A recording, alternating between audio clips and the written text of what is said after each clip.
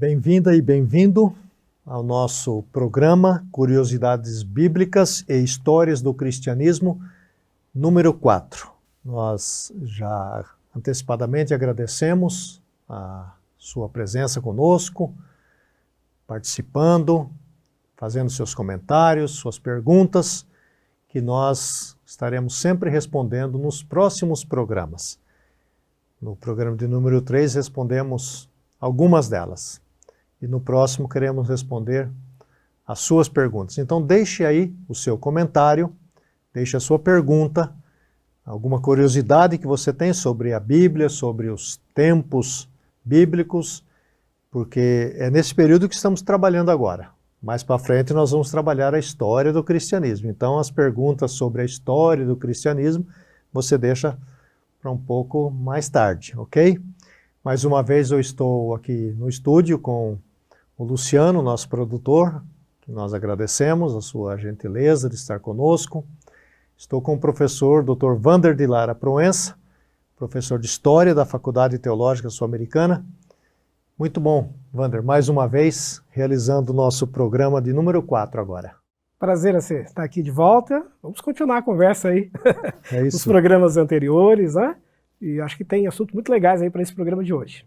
O programa de hoje está denso, muito interessante, e eu quero começar, Wander, com alguma coisa do programa número 3, que nós terminamos falando sobre Jesus, sobre sua família, e há uma certa curiosidade em torno da família de Jesus. Segundo alguma tradição, né, ele não tinha outros irmãos ou irmãs, mas na tradição evangélica protestante, Jesus sim tinha uma família mais extensa. Então eu gostaria que você falasse um pouco sobre a família de Jesus. Ok, essa é uma pergunta bem interessante. Surge muito essa curiosidade, porque os evangelhos mencionam lá que ele tinha irmãos, né, Judas, Tiago, José, Simão, e também as suas irmãs. E quando a gente observa, especialmente a tradição mais católica, há um questionamento de que esses irmãos não seriam de fato irmãos dele. Então acho que é legal trazer alguns dados, algumas hipóteses aí do ponto de vista da história para ajudar quem está nos acompanhando. Historicamente é possível, né, perceber algumas, talvez aí evidências ou indícios de que José, antes de se casar com Maria, já havia se casado, era viúvo, segundo algumas literaturas que circulavam na Igreja Antiga e que não foram canonizadas, não fazem parte do cânone do Novo Testamento com os 27 livros que nós temos hoje. Esses escritos que contam a história de José, sobre a vida dele, a vida de Maria, mencionam que ele já tinha talvez aí uns 40 anos quando se casa com Maria, e era viúvo, já tinha filhos desse primeiro casamento, inclusive mencionando 6 filhos de José.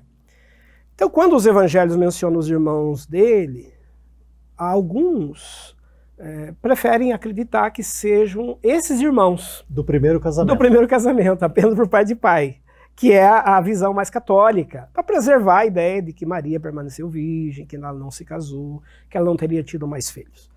Do lado mais evangélico protestante, a visão é diferente. Acredita-se que José e Maria se casaram mesmo depois, porque o evangelho menciona que eles passaram a ter uma vida maritalmente, né, aos padrões da época, sem grandes novidades nesse sentido, e que teriam tido, de fato, outros filhos que seriam os irmãos de Jesus mencionados ali. O que talvez seja interessante mencionar é que Jesus teve, né, digamos aí, um contato com esses irmãos, no sentido de também anunciar a eles a mensagem que ele trazia, que ele pregava, e esses irmãos, inclusive, mais tarde, se tornam líderes da igreja.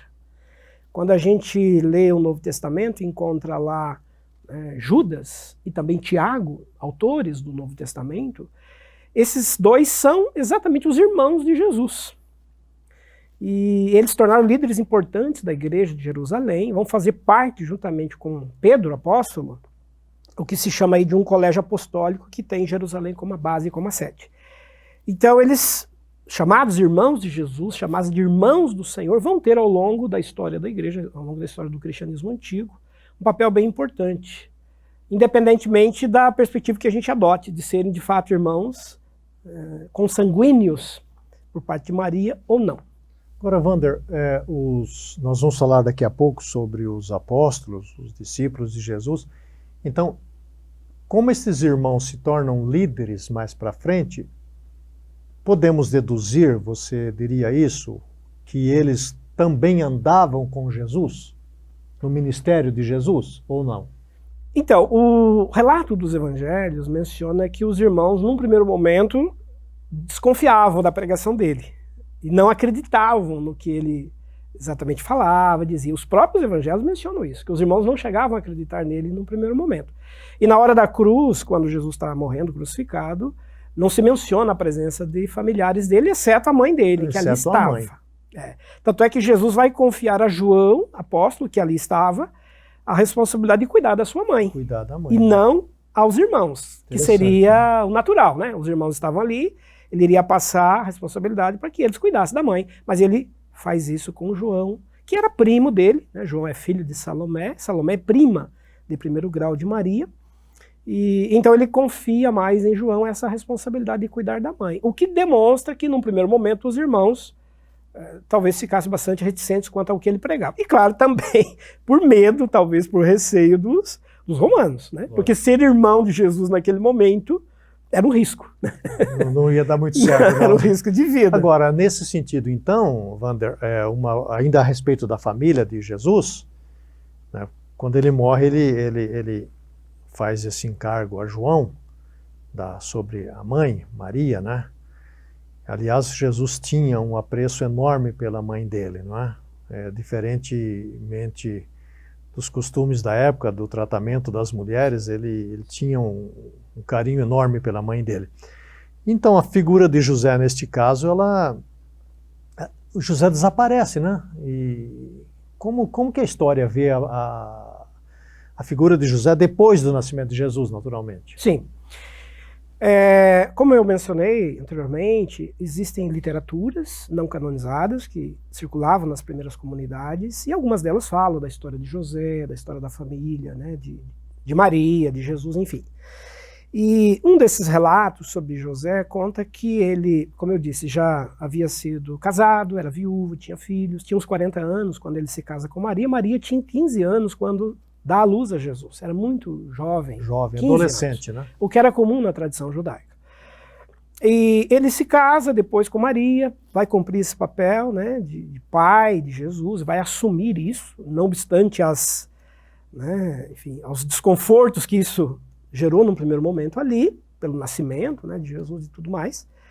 E depois ele vai reaparecer na narrativa não canônica quando Jesus tem aproximadamente 30 anos, quando ele estava prestes a iniciar o seu ministério público, ao relato da morte de José. E esse livro menciona que o anjo, né, da morte, assim chamado no relato, na literatura, veio para buscar José, pai de Jesus, se aproxima da casa onde eles estavam, mas o anjo tem receio de adentrar a casa. E aí pede para que José saia, que venha ao seu encontro. E José, nesse relato, diz, mas pode chegar na casa. Ele não tinha noção que era o anjo da morte.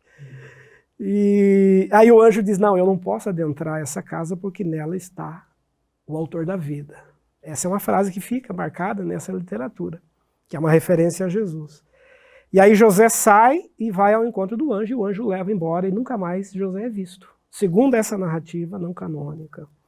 Então, acredita-se que José tenha morrido aí aos 30 anos, quando Jesus tinha 30 anos. E aí Jesus tem uma responsabilidade social, religiosa, exigida inclusive pela tradição judaica, que era basicamente a seguinte: quando morria o marido, quem deveria cuidar da mãe era o filho mais velho. Então o filho mais velho deveria cuidar da mãe até o restante da vida, ampará-la, protegê-la. E Jesus teria essa incumbência. É por isso que na hora da morte, quando ele está ali sendo crucificado, ele observa Maria e observa João e diz, eis aí a sua mãe, eis aí o seu filho.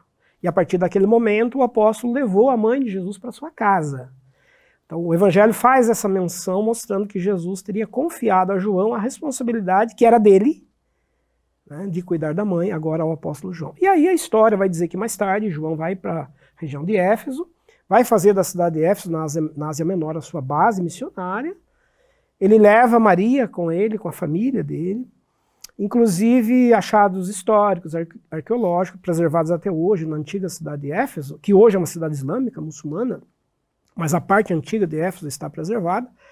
Tem lá um antigo cemitério cristão onde está o túmulo do apóstolo João, segundo a tradição. E há também uma casa numa colina onde Maria teria vivido o restante da sua vida. Ela teria morrido por volta do ano 48. Então teria morrido aí aos 63 anos de idade aproximadamente. Essa casa hoje é visitada, é um local turístico, cristãos do mundo inteiro vão até lá, e também muçulmanos que visitam, né, essa casa. É uma casa que teria sido, segundo a tradição, construída pelo apóstolo João para abrigar a mãe de Jesus, e ali ela se torna uma líder, uma referência. Na tradição mais protestante evangélica, há um certo distanciamento, às vezes, da figura de Maria, mas é inegável que, historicamente, ela teve um papel muito importante. Ela foi uma referência, ela foi uma fonte de informações para os escritores, inclusive no Novo Testamento. Ela sabia coisas da infância de Jesus, da sua juventude, da sua história de vida pessoal que ninguém conhecia. As pessoas conheceram Jesus depois dos 30 anos, quando ele vai propriamente iniciar o seu ministério público. Maria conheceu, e o texto diz que ela guardava essas coisas todas no coração. Ela vai acompanhar a trajetória daquele menino, aquele adolescente, se impressionando, inclusive, com muitas coisas que ele ensinava. Porque ela sabia quem ele era, né? Ela Desde o começo. Desde o começo. E, inclusive, tem uma série que chama Maria Madalena, que naturalmente que é uma série de televisão, mas que os produtores fazem muita pesquisa histórica para produzir uma série dessa. E tem um fato, um momento interessante, que Jesus vai na casa de Pedro e eles se assentam numa mesa baixa para cear, Jesus e Pedro. E Jesus pede que a esposa de Pedro se assente também à mesa. E ela então se espanta com aquilo. Não, mas não posso, que eu sou mulher e tal, né? E Jesus diz, não, mas na minha casa a minha mãe sempre se assenta à mesa. Então a ideia que passa ali era desse relacionamento amoroso, profundo que Jesus tinha com a sua mãe. Tanto que no primeiro milagre de Jesus ela está com ele, não é isso? Um tratamento muito respeitoso em relação à mãe, né? E o cuidado com ela até na última hora. O que não era comum, né? Não era comum. Não era comum. Wander, vamos pensar aí, você já deu uma pincelada, Jesus começa o seu ministério público aos 30 anos de idade. Havia alguma razão específica para começar aos 30 anos? Sim, uma questão bem importante essa a ser. Pouco se sabe, ou praticamente nada, pelo relato dos evangelhos, sobre a vida de Jesus dos 12 aos 30 anos. A narrativa dos evangelhos menciona o seu nascimento, obviamente, a ida ao templo, ainda muito recém-nascido para cumprir os ritos da circuncisão, e depois aos 12 anos, que era uma obrigação perante a lei, quando o menino fazia uma passagem para a chamada fase adulta, dos 12 para os 13 anos, e ali ele demonstra conhecimentos da lei, perante os doutores da lei e tudo mais. E aí há um silêncio, não se fala mais nada sobre ele, o que teria acontecido com a sua vida, com a sua história, até os 30 anos. Só aos 30 ele reaparece, já se apresentando a João Batista para ser batizado no Rio Jordão, e aí publicamente iniciar o seu ministério. O que teria acontecido com ele dos 12 aos 30 anos? Algumas hipóteses, alguns indícios históricos são possíveis, a partir especialmente dos achados arqueológicos, dos chamados manuscritos de Qumran, em 1947, que são jarros de barro preservados em cavernas, na região do Mar Morto, que conta a história de uma comunidade que existiu ali, comunidade judaica, desde o ano 150 a.C. Essa comunidade era messiânica, ela esperava um Messias, ela foi para lá em busca de purificação, produziu uma série de literaturas, preservavam ali ritos, um tipo de culto, um trabalho de solidariedade humanitário, e ajudavam pobres, idosos, desvalidos, adotavam crianças órfãs, como a gente falou, inclusive, no programa anterior sobre João Batista. Então, muito provavelmente, João Batista viveu nessa comunidade, ele cresceu ali e foi educado para ser um profeta. A comunidade dos essênios tinha como missão preparar futuros profetas que anunciariam a chegada do Messias. A gente chamaria hoje de a criação de uma escola de profetas ali no deserto. E fazia parte do rito de formação de um novo profeta, não só o conhecimento da lei, do Antigo Testamento, das tradições judaicas, como também um estilo de vida, modos alimentares, de vestimentas, como inclusive a referência a João Batista. E aí, aos 30 anos de idade, esse futuro profeta então era ordenado por um rito da comunidade. Esses manuscritos de Qumran revelaram detalhes, né, desses ritos. E esse de ordenação diz que aos 30 anos o profeta se apresenta a um outro profeta, é ungido com óleo, recebe então um batismo de purificação com água, e daí parte para o deserto, e ali fica durante dias ou semanas, jejuando, se preparando, para finalmente se apresentar ao povo e pregar na autoridade de um antigo profeta. Então, é um rito de ordenação para o exercício da profecia a partir dos 30 anos. Então, a ida de Jesus a João Batista aos 30 anos, receber o batismo de purificação, a unção para ser também ali, né, chamado, inclusive, de filho de Deus, e dali ele vai para o deserto, vai jejuar por semanas ou 40 dias, depois se apresenta numa sinagoga, diz que está ali na autoridade do profeta Isaías. Tudo isso parece cumprir ao pé da letra o costume da tradição dos essênios, para ser ordenado, então, definitivamente como um profeta. E é muito interessante pensar que Jesus atuou como um profeta.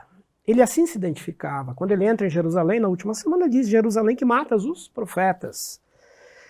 Grande profeta se levantou entre nós, né? Os evangelhos, nas suas narrativas, vão falando bastante dessa característica dele como um profeta. E, curiosamente, Jesus nunca fez crítica a essa comunidade. Fez críticas muito duras aos fariseus, aos saduceus. E mais do que isso, quando ele se apresenta uma vez ao templo e vira lá as mesas dos cambistas e expulsa lá os vendedores, os vendilhões do templo, perguntam para ele, com que autoridade você está fazendo essas coisas? De onde vem essa autoridade? Aí ele devolve a pergunta com uma outra pergunta, né? O batismo de João era do céu ou era da terra? Para dizer que a autoridade dele era proveniente do batismo de João. João autenticou então o ministério de Jesus. O ministério de Jesus, o credenciando para ser profeta. E ele estava legitimado pelo rito de ordenação do deserto para atuar agora como um profeta no templo. E aí ele purifica e tudo mais. Então, isso mostra que Jesus ele não usurpou a lei, ele veio cumprir a lei, os costumes e as tradições, que pressupunham que só aos 30 anos era possível você exercer um cargo religioso e político, né, em Israel. Então ele cumpre literalmente esse critério. E um outro dado também interessante, que aparece, talvez assim, detalhes que aparecem nas entrelinhas. Quando Jesus menciona, bem-aventurados os pobres de espírito, porque deles é o reino dos céus, o reino de Deus, isso no Sermão da Montanha, pobres de espírito era uma alcunha, era um nome dado aos moradores do deserto, da comunidade dos essênios. Então, nas entrelinhas, ele estava se referindo a essa comunidade. Os chamados pacificadores que promovem a paz. Os essênios eram conhecidos como os promotores da paz. Eles anunciavam um reino futuro no qual não haveria mais guerra. Então, o Sermão da Montanha dos Evangelhos parece ser um descritivo, uma alusão que Jesus está fazendo a essa comunidade. E também, quando surge a primeira comunidade de Jerusalém, de acordo com Atos 2, se fala que ali eles partilhavam tudo, dividiam todos os seus bens, tinham tudo em comum. Os essênios faziam isso no deserto, mostrando que provavelmente eles se tornaram cristãos, creram que Jesus era o Messias e passaram a segui-lo. Nos achados do deserto há uma menção de que ele teria estado entre eles, vivido um período da vida entre eles, um líder que ele chama de mestre da justiça, mais sábio do que Salomão. Esse grande mestre da justiça ensinou coisas extraordinárias a eles. Provavelmente uma referência ao período dos 12 aos 30 anos, em que Jesus teria estado com aquela comunidade.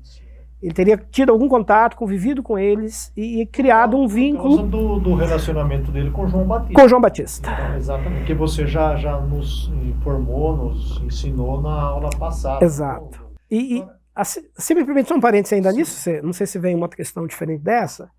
Quando Jesus nasce, de acordo com o relato dos evangelhos, os pais fogem com ele para o Egito, para proteger a criança, o menino de Herodes, que estava matando os meninos recém-nascidos. Os essênios tinham criado mais 2 comunidades, além dessa do Mar Morto, que tinha em torno de uns 4.000 membros, era maior. Tinham criado uma no deserto do Egito.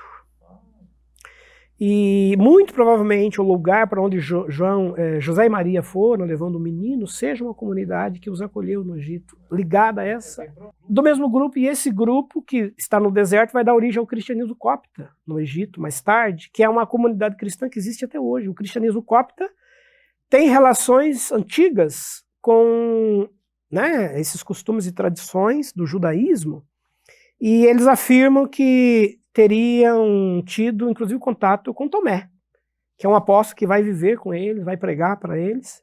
E o Evangelho de Tomé, achado em 1945, lá no deserto do Egito, no antigo cemitério, fala exatamente dessa comunidade. Então, é muito provável que a relação de Jesus com a comunidade do deserto já se dá no seu nascimento. Eu queria que você falasse um pouco sobre o templo, quantos templos havia?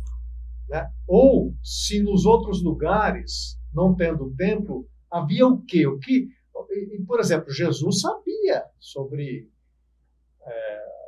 o Antigo Testamento, tanto que ele vai, abre Isaías e aponta cita, o lugar certinho que falava sobre ele. Exato. Então Jesus conhecia.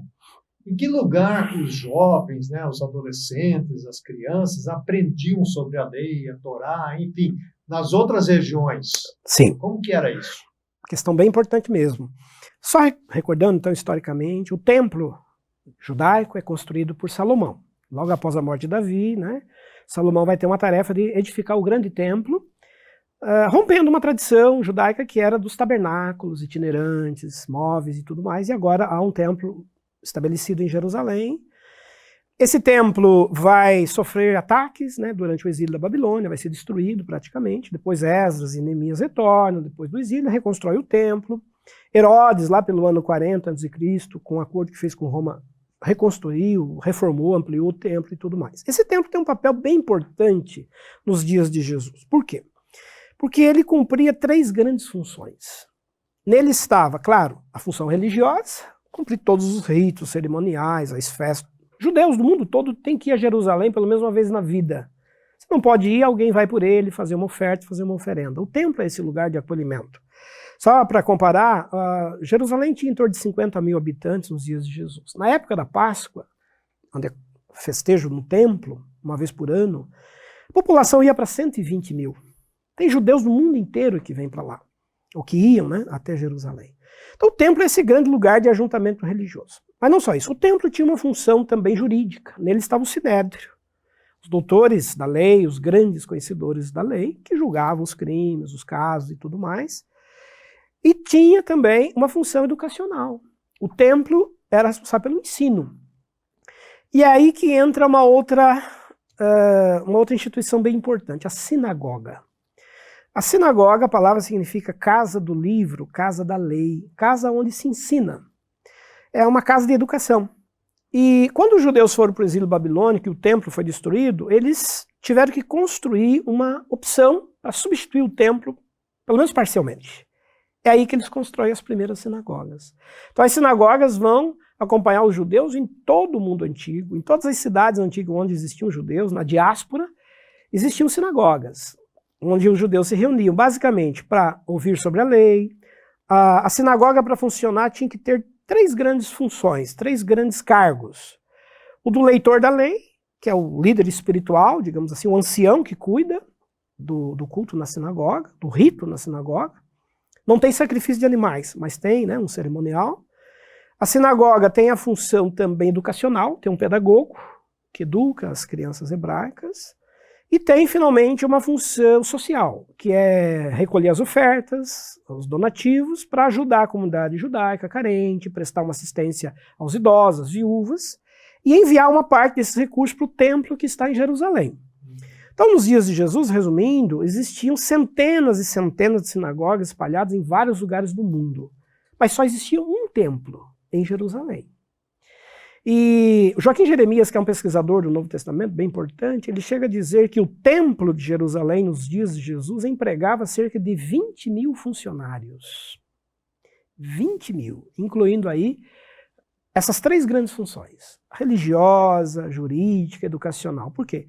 Cada pessoa que trabalhava numa sinagoga, espalhadas pelo mundo antigo, cada educador, cada pedagogo estava vinculado ao funcionamento do templo. Ele era um funcionário do templo. É por isso que quando Jesus disse que iria destruir o templo, que vai cair o templo e não vai sobrar pedra sobre pedra, os judeus se revoltaram e quiseram destruí-lo, matá-lo, porque... Inclusive você mencionou no programa anterior sobre a guarda. Né? A guarda do templo. O tesouro do templo estava lá, toda a riqueza. Funcionava como uma espécie de banco também. As economias todas estavam centradas no templo. Então, era um grande complexo. Esse templo ele foi destruído depois, no ano de 70, nós já falamos em programas anteriores, né? Quem não assistiu, se quiser assistir, está lá no programa 2. Permanece destruído até hoje. Só existem as ruínas, né? O muro lá das Lamentações, e sobre ele está hoje uma mesquita islâmica. Mas os judeus acreditam que esse templo ainda um dia virá a ser reconstruído. Porque para o judeu não pode existir outro templo, tem que ser aquele. Existe essa expectativa, assim como a expectativa do Messias. De um Messias, mencionamos. Então não dá para substituir. O templo é fundamental, ele existe, ele é o grande centro da revelação divina e tem que ser ali.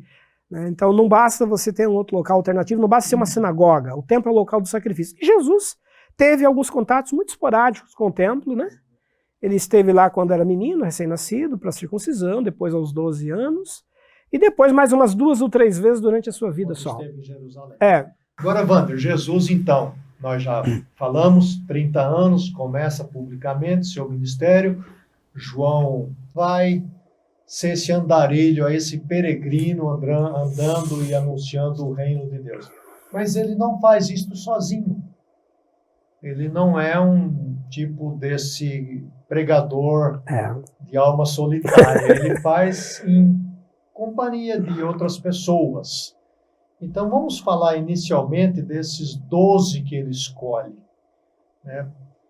Por que ele faz esta escolha? Estas pessoas tinham que papel? Né? Porque a gente fala às vezes dos apóstolos, mas eu queria saber o seguinte: que papel eles tinham nessa caravana de andarilhos? Sem dúvida, foi fundamental e foi uma grande estratégia. Né? Jesus ele chama 12 para estar com ele, treina, prepara durante uns 3 anos. Esse 12 tem alguma... É um número simbólico importante na apenas. Tradição judaica. Na cultura judaica... Das tribos, aquela coisa lá? O número 12, na cultura judaica, ele é simbolicamente sagrado. Isso vai reaparecer, inclusive, no livro do Apocalipse, né? Tem 12 tribos. E ele tem, assim, um papel estratégico aí. Treinar esses líderes, porque ele iria morrer, e morreu prematuramente. Né? O ministério dele vai durar uns 3 anos. Ele já sabia disso. Já sabia disso. E esses apóstolos, esses discípulos dele, terão um papel fundamental depois para espalhar a mensagem. E eles vão levar a pregação da mensagem cristã aos lugares mais longevos e distantes possíveis do mundo antigo. É impressionante. A gente faz levantamentos históricos sobre os lugares onde os discípulos trabalharam, e 2 coisas chamam muita atenção. Primeiro, os lugares diversos para onde eles foram. E segundo, a forma como eles morreram, que também praticamente todos foram, né, com exceção de 2, todos foram mortos de forma violenta. Então, para dar um rápido exemplo aqui, uma noção a quem está nos acompanhando. Há relatos, por exemplo, de apóstolos indo pregar na Índia. Né? Tomé teria ido à Índia. Existem até hoje os chamados cristãos de São Tomé, que mantém na Índia antigas memórias dessa tradição de que ele teria, né, um apóstolo teria estado ali. Tomé mais tarde deixa a Índia, vai para o Egito, vai trabalhar com os cóptas, os cristãos cóptas do Egito, que tem até hoje lá a comunidade, eu mencionei agora há pouco, lá no deserto. E, inclusive, o Evangelho de Tomé, achado em 1945, num cemitério antigo lá do Egito, revela possivelmente o local onde estaria sepultado esse apóstolo, juntamente com o seu texto, com o seu livro. Então, trabalhou ali, talvez um dos poucos que não tenha sido martirizado, né? Tomé. Outros apóstolos que foram para lugares longevos, né? Tiago, filho de Zebedeu, que teria ido à Espanha pregar, e era um sonho, né, levar o Evangelho para lá. Até hoje, peregrinos, místicos, fazem o chamado Caminho de Santiago de Compostela. É relativo ao A Tiago. trajetória desse Tiago que Talvez por você não 800 soubesse quilômetros. disso. Está aí uma informação interessante. É muito interessante. Porque o caminho é famoso, né? 800 quilômetros 800 quilômetros. da Espanha até de onde Tiago teria partido. E ele é refeito hoje por peregrinos, Sim. enfim. Esse Tiago depois volta, né, para Jerusalém, ele acaba sendo preso por um dos Herodes, um dos filhos de Herodes, e acaba sendo morto, segundo o relato, inclusive, do livro de Atos. Né? Ele tem uma morte violenta.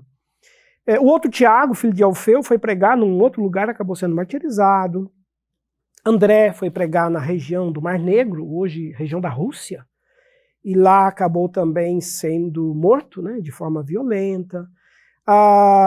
Simão Zelote foi para Pérsia, e lá ele não quis prestar oferendas ao deus Mitras, que era uma tradição local, acabou sendo preso e foi queimado numa fogueira. Né? Só uma referência ao André, né, que eu mencionei agora há pouco.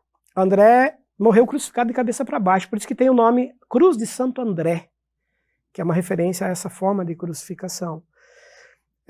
Filipe foi pregar na região da Ásia Menor, lá ele teria pregado o evangelho para a mulher de um cônsul romano, e o cônsul ficou tão furioso da esposa se converter a uma pregação, segundo ele, de escravos, que mandou prender Filipe e executá-lo de forma cruel.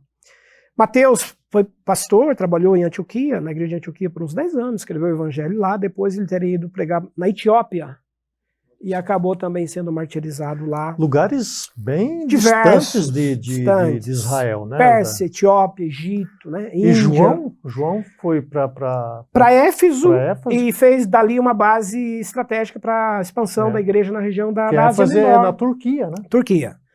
E João é um dos últimos a morrer. É praticamente o último apóstolo a morrer, segundo a tradição, morre no ano 102. E morre na velhice. É um dos poucos que não foi martirizado. Pedro também tem uma morte violenta, juntamente com Paulo, no ano 67, a mando de Nero. Nero teria mandado prender a Paulo, né, no ano 67, juntamente com Pedro, que já trabalhava como pastor na igreja de Roma. E segundo a tradição, Pedro, na hora da morte, pediu para ser... porque os soldados falaram para ele, você então vai morrer como morreu o teu Senhor, crucificado. E ele disse, eu não sou digno de morrer crucificado como meu Senhor. Quero que vocês me crucifiquem de cabeça para baixo. Segundo a tradição, teria sido crucificado de cabeça para baixo. Existe até hoje um local lá, né, chamado Três Fontes, onde teria sido o martírio de Pedro. E Paulo também, por ordem de Nero, foi levado ao martírio exatamente na companhia de Pedro.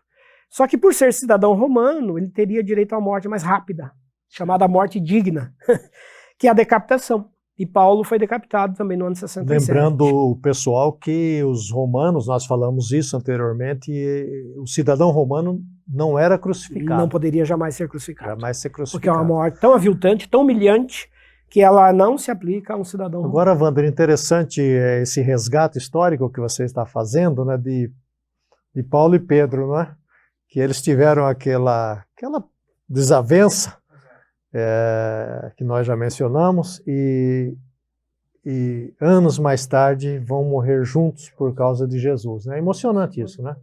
A gente vai ter um programa sobre Paulo, depois a gente vai anunciar aí mais adiante. Isso. E as últimas palavras, os últimos atos, os últimos momentos da vida de Paulo, eu vou compartilhar nesse programa. Tem coisa impressionante sobre a história dele lá em Roma, né? Então, assim, resumindo aí, os apóstolos, todos eles, dos 12, só 2 não foram martirizados. Só o Tomé, no Egito, e João, que morreu na velhice. E Jesus, de certa forma, havia preanunciado isso a eles, né? E João não foi martirizado por, talvez, intervenção divina, porque ele foi levado como prisioneiro na ilha de Patmos, que era uma ilha de muito sofrimento, onde escravos, prisioneiros, né, preparavam pedras para pavimentação das estradas de Roma, e João ficou uns 2 anos preso na ilha de Patmos, quase morreu ali, martirizado também, mas sobreviveu. E daí saiu, mandou as cartas, escreveu o Apocalipse, e morre na velhice, então, no ano 102, em Éfeso. Agora, Wander, havia um círculo um pouco maior, não é? Que são chamados aí os discípulos, né? Nós temos os apóstolos, aí nós temos os discípulos, que eu tenho a impressão que dentro desses discípulos haviam também mulheres, porque Lucas 8 diz que as mulheres serviam a Jesus com seus bens, inclusive mulheres da classe alta, né? A procuradora lá de Susa, né? Joana, comerciantes, né? Lídia, né? Comerciantes. Então, havia um outro grupo, né? Um pouco maior, né? Sim. O termo apóstolo, talvez isso vai surpreender alguns que estão nos acompanhando, o termo apóstolo, ele só é aplicado historicamente aos 12. Uhum. Nunca mais a igreja usou o termo apóstolo. Historicamente, não. Hoje a gente vê grupos, vê movimentos religiosos contemporâneos usando de novo o título de apóstolo para os seus líderes. Aqui no Brasil, inclusive, tem vários apóstolos aí, né? Mas eu estou falando como historiador, pesquisador. Historicamente, não existe mais qualquer referência. O último apóstolo a morrer é João. Encerra-se ali. Depois existem outros termos para identificar esses líderes. Discípulos de apóstolos. Discípulos de apóstolos.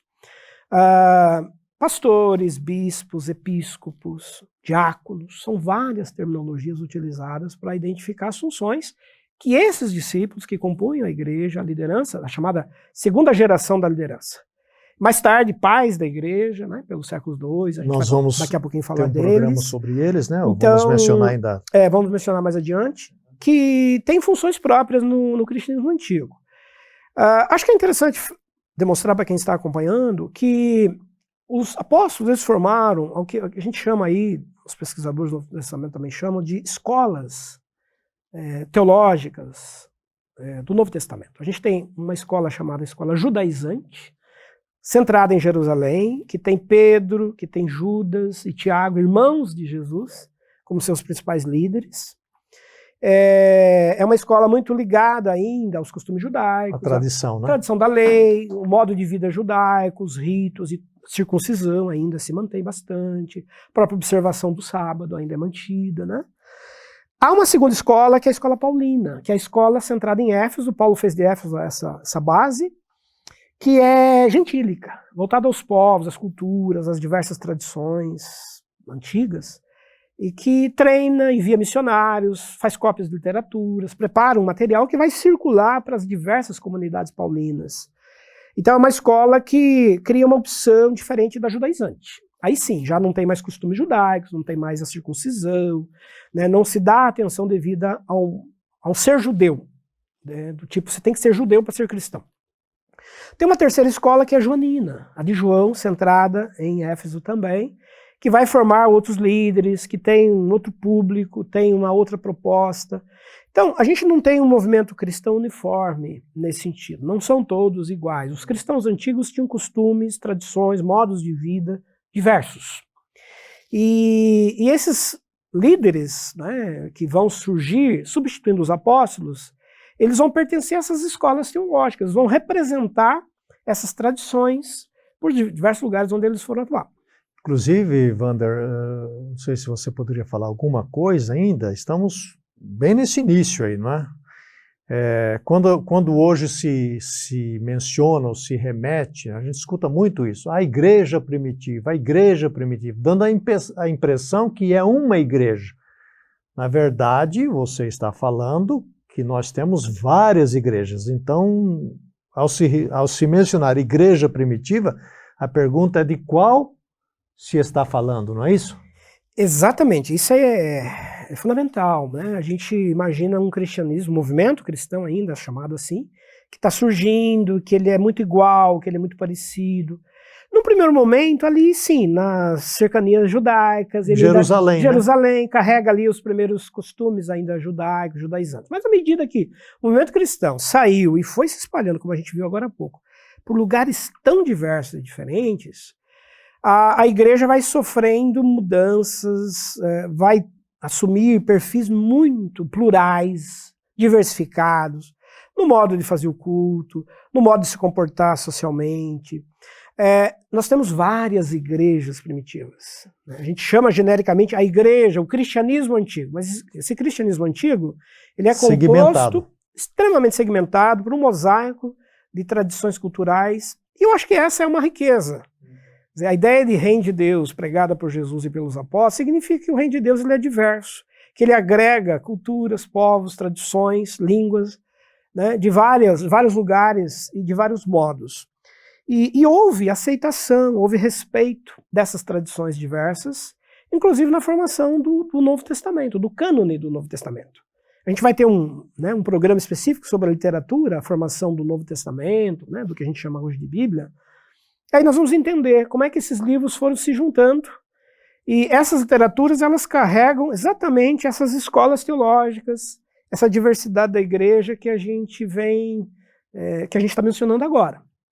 Então você percebe aí que quando você prega aos pastores e pastoras, e a gente escuta essa expressão, nós temos que retornar à igreja primitiva. Então você tem que especificar qual igreja primitiva você está dizendo, né? Nós cremos, e aqui está o historiador, que existem princípios e valores que nós temos que manter sempre, mas a forma já é impossível de você reproduzir, não é isso, Wander? Sim, porque sim. o tempo mudou, não é? Muito.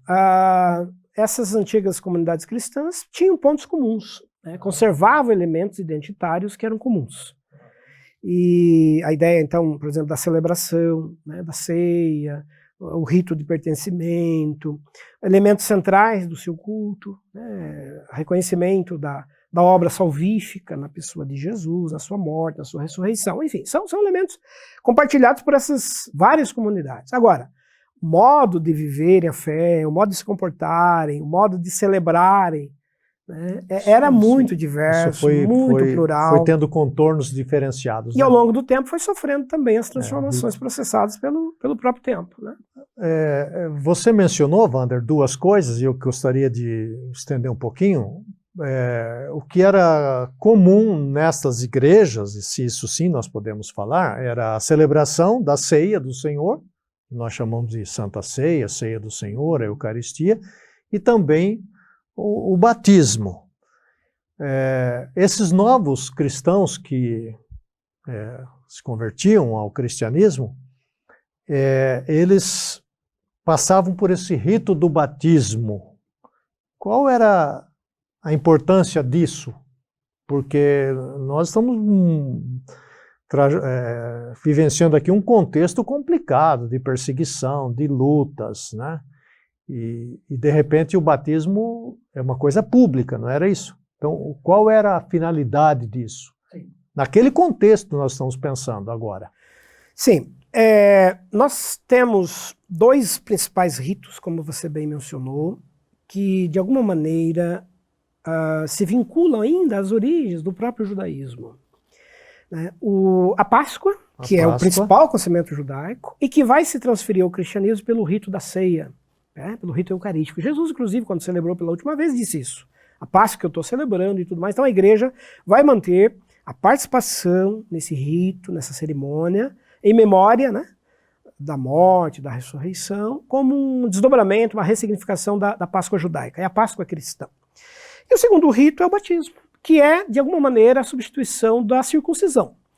Para ser pertencente à comunidade judaica, para alguém se converter e ser um judeu, ser um prosélito convertido ao judaísmo, tinha que passar pelo rito da circuncisão. A igreja primitiva não vai adotar mais a circuncisão como rito de pertencimento, mas vai inserir o batismo com o mesmo propósito. Quem quisesse pertencer ao chamado Novo Israel, né, a igreja neotestamentária e tudo mais, deveria passar pelo rito do batismo, que era um rito de pública, né, profissão da fé, e de filiação a essa nova comunidade, a essa nova família que é o movimento cristão. Agora, o rito de batizar, ele foi sofrendo também alterações. A própria ceia sofreu alterações na sua forma celebrativa. Sim. Como a gente falou de uma igreja diversa agora, isso também aconteceu. Vamos pegar exemplos começando pela ceia. Em Corinto, a ceia era celebrada geralmente ao final do dia, num chamado jantar, um banquete conhecido como ágape, em que eles faziam uma refeição comunitária com vários alimentos, peixes, é uma refeição, um jantar. Terminado o jantar, eles passavam para a ceia litúrgica, que era a ceia do pão e vinho. Então, esse era um costume feito quase que diariamente na igreja de Corinto, que depois você vai dar problema, Paulo vai ter que mandar uma carta lá, por conta dos abusos, né? Da bebida, da comida em exagero. Onde tem abundância de comida, né? A turma aproveita mesmo. Criou né? uma distinção lá, problemas entre ricos e pobres, escravos e livres, enfim. Paulo manda uma carta dura, dizendo, olha gente, cuidado, que aí não é mais a ceia que vocês estão fazendo. Então a igreja até mais tarde, por conta desses abusos, achou por bem não mais recomendar esse ágape, essa refeição comunitária. Há igrejas que vão fazer a ceia geralmente ao nascer do sol, bem cedo, no primeiro dia da semana, para celebrar a ressurreição. Então, na igreja antiga, os achados, os vestígios mais de fontes que a gente tem, em termos de liturgia, indicam a celebração da ceia bem cedo, ao nascer do sol, no primeiro dia da semana, em alusão à ressurreição. E há igrejas que mais tarde vão fazer o rito da ceia só uma vez por ano. Nos séculos 2 e 3, há relatos de igrejas que só faziam a ceia nas datas da Páscoa judaica. Interessante. Né? Uma vez por ano. Algumas igrejas, alguns grupos cristãos atuais ainda fazem a ceia só uma vez por ano. A mesma coisa o batismo. O batismo, num primeiro momento, ele foi um rito praticado de forma imediata. Pregou-se a mensagem, a pessoa converteu, se aceitou, já era imediatamente batizada. É o caso de Pentecostes, quando Pedro prega e 3.000 já são batizados ali, de forma instantânea. Filipe, né, de acordo com Atos, está lá andando, encontra lá o eunuco, aí evangeliza, etc. Já é batizado ali mesmo. À medida que o tempo foi passando, a igreja começou a ter um problema. A entrada de muitas pessoas para pertencer à igreja, como membresia da comunidade cristã, sem o devido entendimento ainda da doutrina, né, dos princípios, do que era uma vida cristã. E aí, a necessidade de se fazer uma preparação mais demorada. E essa preparação vai exigir um tempo de conhecimento, de formação, o que se chamaria hoje de discipulado, de caminhar por um período, um catecumenato, uma doutrinação preparatória, até que finalmente o batismo era ministrado. Alguns historiadores, como Justo Gonzalez, por exemplo, História do Cristianismo, História Ilustrada do Cristianismo, ele diz que lá pelos séculos II, século III, esse batismo chegava a demorar em torno de 2 anos de preparação. Tudo isso? 2 anos. Ninguém era mais recebido como membro sem que, pelo menos durante 2 anos, demonstrasse... Isso é quando na história? A partir dos séculos II, nós estamos falando aí do ano 150 até o ano 250. Seria aí uma século... 4ª, 5ª geração já de cristãos, né? Já. Quando o cristianismo começou a ter 2 grandes problemas, e que isso tinha implicação com o batismo. Quais eram os problemas? Problemas doutrinários, começam a surgir muitas polêmicas doutrinárias dentro da igreja. E essas polêmicas começaram a ser trazidas por cristãos neófitos, ou seja, ainda muito imaturos na fé, ou que tinham pouco conhecimento da doutrina, dos princípios, e aí começaram a introduzir determinadas práticas dentro da igreja, que a igreja começou a ficar extremamente envolvida por práticas que eram estranhas. Estava perdendo o referencial, né? O referencial. Daí, adotou-se um critério mais rigoroso. Para receber um novo membro, é preciso doutriná-lo, prepará-lo, ensiná-lo, instruí-lo por um período de 2 anos, para que ele tenha e demonstre um conhecimento pleno daquilo que significa, de fato, a fé cristã. Segundo fator, segunda razão, as perseguições. Nas perseguições mais duras que o Império imprimiu, aqueles cristãos ainda muito prematuros abandonavam imediatamente a igreja. Não, eu não sou mais da igreja, eu não quero mais. Tipo Pedro lá negou, né?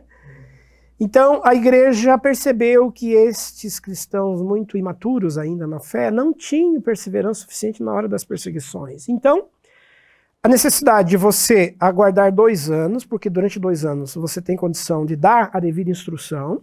E segundo, é possível que durante esse período já existam perseguições e conflitos, e essa pessoa já saberá provar pela sua perseverança se está apto ou não a ser pertencente à igreja.